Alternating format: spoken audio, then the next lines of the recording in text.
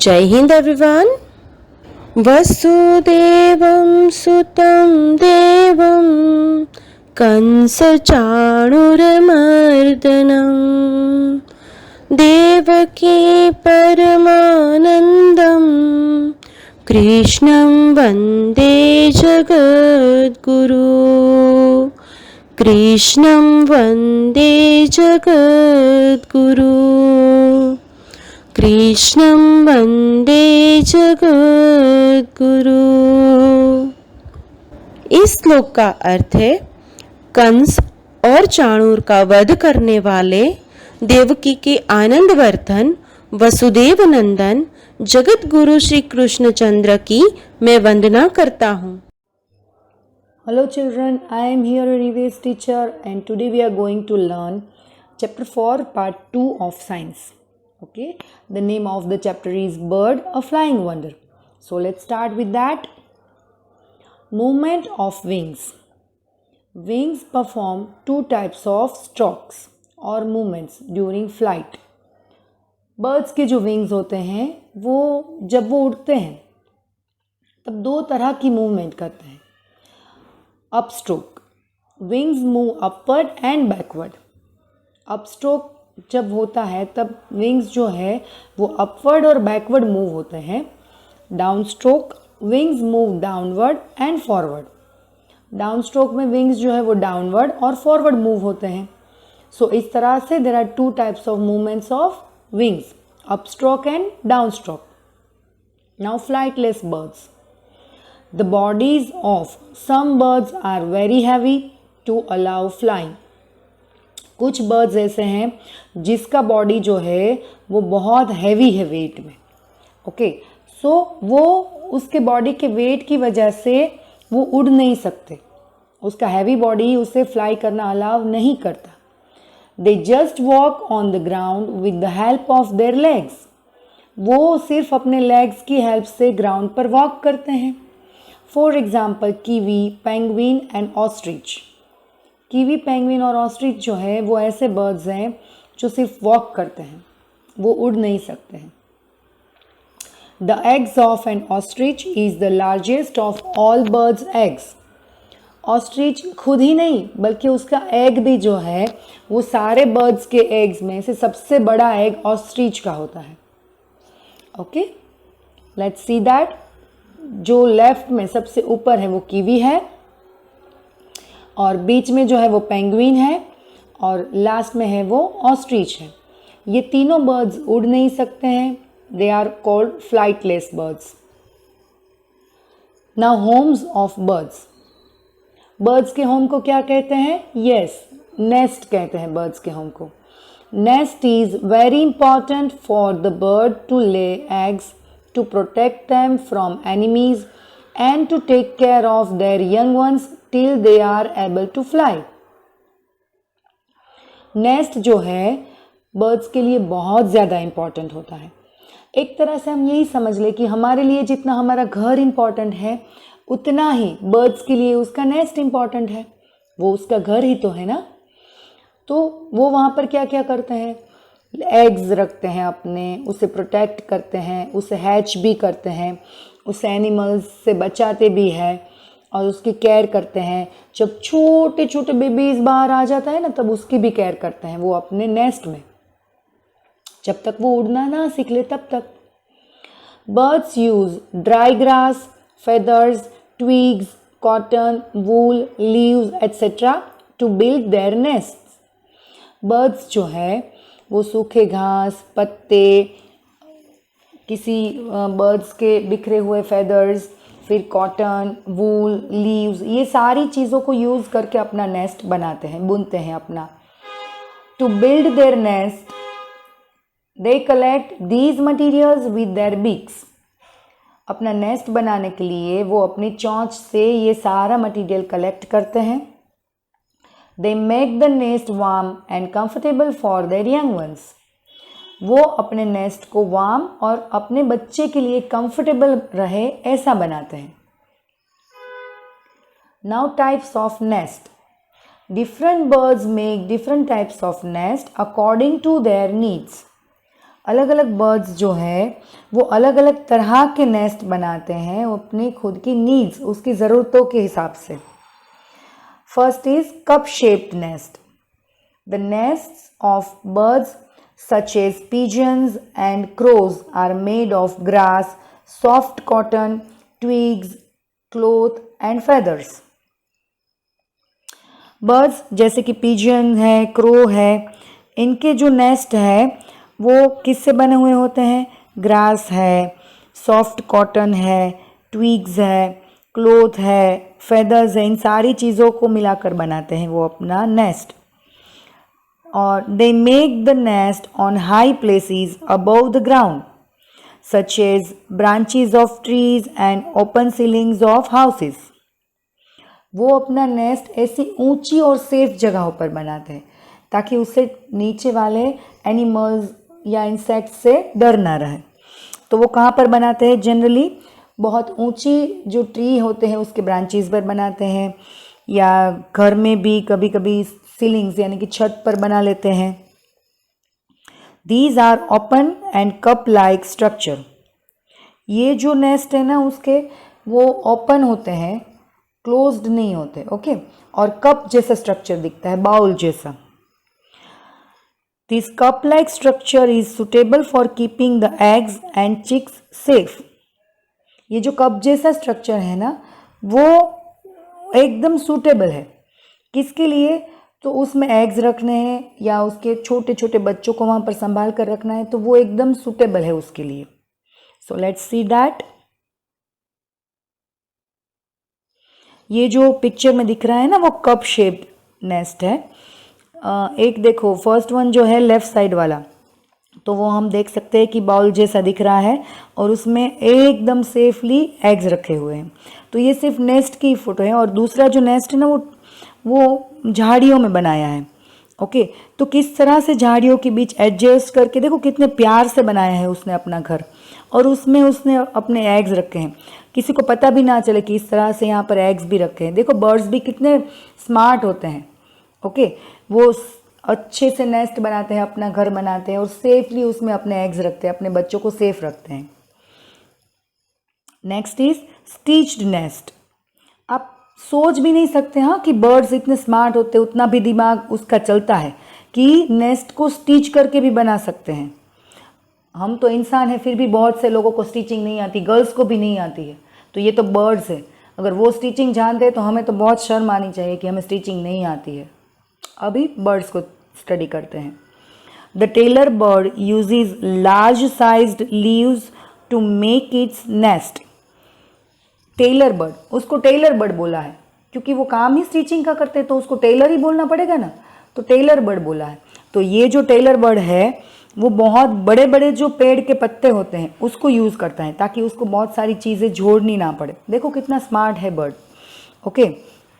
It has a sharp needle like beak which helps is to sew the leaves using cotton, wool और piece of thread from spider's web.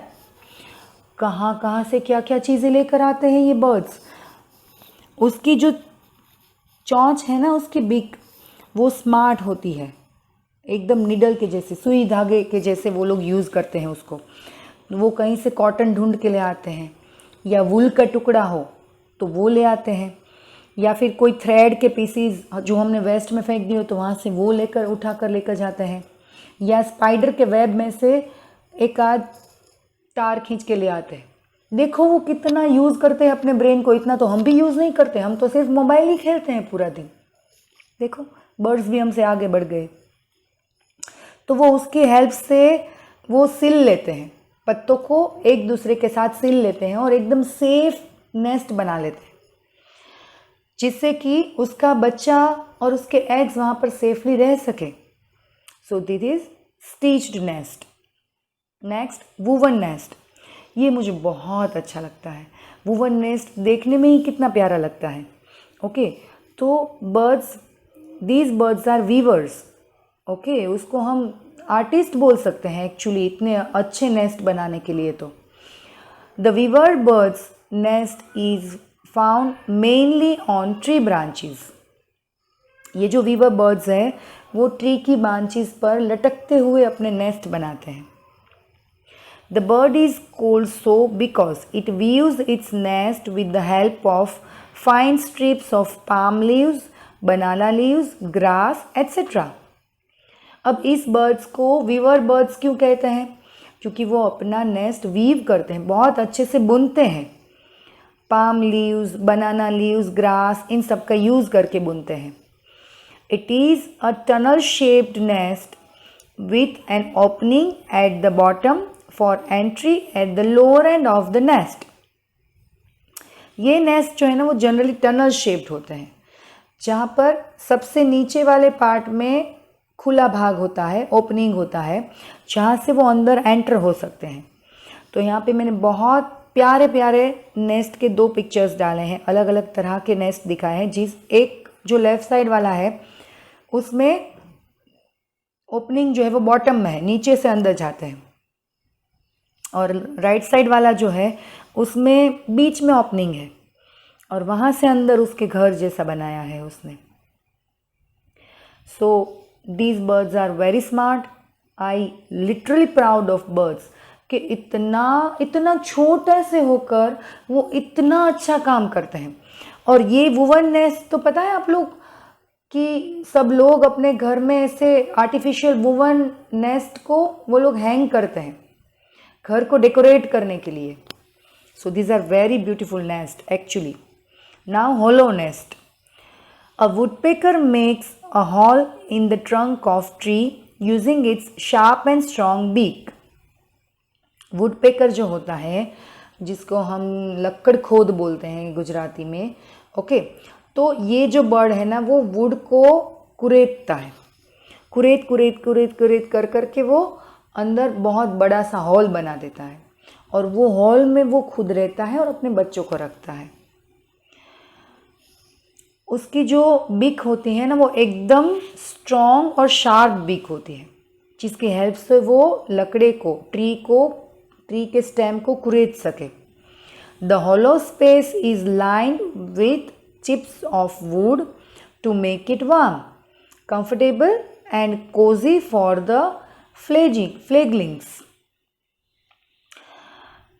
वो जो मतलब nest यानी कि वो hall ही बनाते हैं लिटरली ट्रंक में. ट्रीज़ का जो ट्रंक होता है उसको कुरेद कर अंदर हॉल बना देते हैं बहुत बड़ा सा, और वहाँ पर वो वार्म रहते हैं, कंफर्टेबल रहते हैं, ओके. और वहाँ पे वो अपने बच्चों को भी वहीं रखते हैं, तो उसे वहाँ रहने का बहुत मज़ा आता है. तो इस तरह के नेस्ट को होलो नेस्ट कहते हैं, ओके. होलो मतलब कुरेद कर उसको अंदर से खोखला करके वो रहते हैं, इसलिए उसको होलो नेस्ट कहते हैं. Next, platform nest.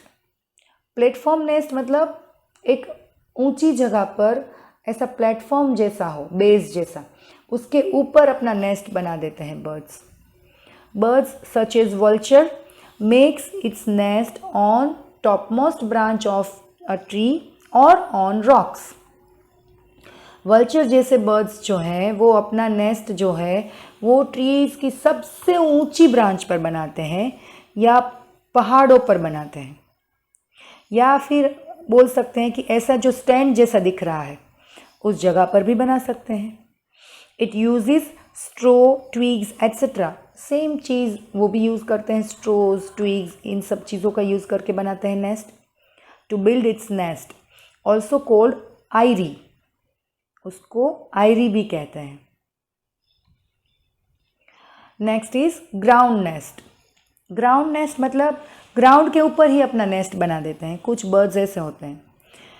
Penguins live in big colonies. Penguins जो है वो बहुत बड़ी बड़ी कॉलोनीज में रहते हैं, मतलब ग्रुप में बहुत ज़्यादा पेंगुइन्स एक साथ रहते हैं, okay. They collect stones, pebbles and bones to make their nest on the ground. Penguins जो है ना वो ग्राउंड पर अपना नेस्ट बना देते हैं, और अपना नेस्ट बनाने के लिए वो स्टोन्स, पेबल्स, इन सब चीज़ों का यूज़ करते हैं.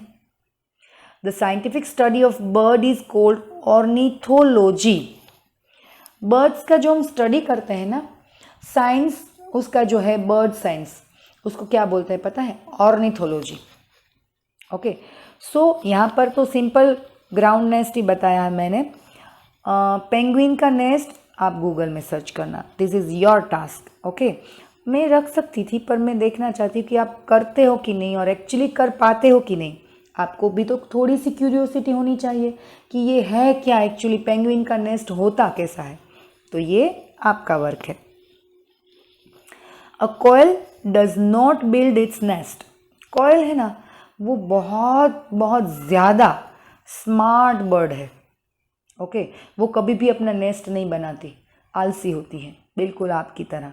जैसे आप लोग बहुत आलसी हो गए ना लॉकडाउन में, घर पे रह के मोटे और आलसी हो गए हो, वैसी ही कोयल होती है।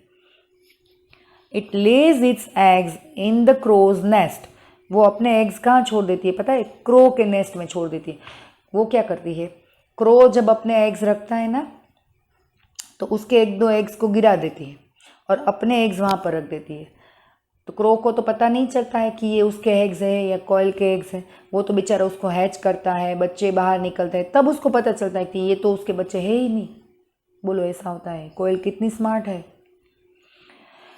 The crow cannot identify coils chicks because they are quite alike to its own chicks.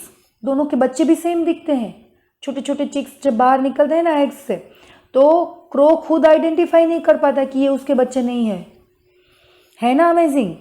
It also feeds the baby koel like its own chicks. वो सारे ही चिक्स को सेमली फीड करता है, सारे ही चिक्स को सेम खाना देते हैं। क्रोज बेचारे, उसको क्या पता कि ये उसके बच्चे ही नहीं हैं। तो इस तरह से छल करती है कोयल क्रो के साथ। Now parental care of young birds. When a nest is ready, a mother bird Lay's eggs in it. जब नेस्ट रेडी हो जाता है तब मदर बर्ड जो है वो उस नेस्ट में अपने एग्स रखती है। Both the mother and the father bird takes turns in warming the eggs. दोनों मदर बर्ड और फादर बर्ड जो है वो 1 by 1 एग्स को वार्म करते हैं, हैच करते हैं। ओके, उसके ऊपर बैठकर उसको गर्मी देते हैं। One of the parent sit on the eggs to keep the warm while the other protects the nest from enemies. दोनों ही पेरेंट्स है ना बहुत स्मार्टली वर्क करते हैं। एक पेरेंट एग्स पर बैठकर उसे गर्म करता है, उसको हूंफ देता है, हैच करता है। दूसरा पेरेंट है ना वो ध्यान रखता है कि कहीं से भी कोई एनिमी आकर उसको नुकसान न पहुंचाए। When the chicks are fully developed, the eggshells break and chicks come out.